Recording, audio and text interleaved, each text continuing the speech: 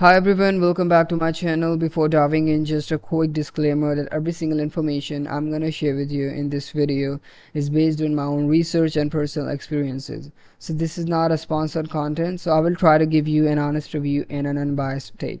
So let's get straight into it. So in today's video, we're gonna do a quick and in-depth review of LoraToronto.com. So it is basically an online shopping platform based in Toronto according to their claim, which offers you a lot variety of clothing stuff and other accessories both for men and women.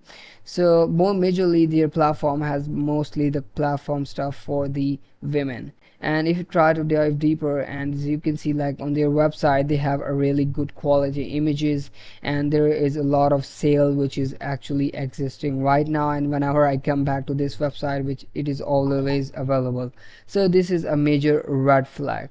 And as you can see, like there is a lot of quality images of the products, and reviews are also on the bottom of the website, but we never know if these reviews are actually authentic because they are not on some actual big store like Amazon or Flipkart. And now let's dive deeper and find out what's actually behind those fancy ads. As you can see, like I've tried to search for this platform's reviews on Scam Advisor website.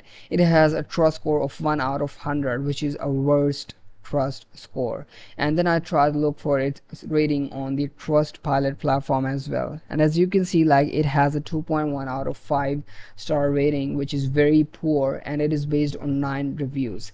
And once I dive deeper and search for the reviews and research about the reviews of the people were not happy at all. They were saying like they have charged different shady kind of funds after that they weren't aware before, and there's a lot of quality products ads, but the things that they actually get is not equivalent or the actual stuff. So in my opinion, I would say, like in conclusion, you should avoid buying these things from this kind of platform who doesn't have any branded registered name or doesn't have any physical existent.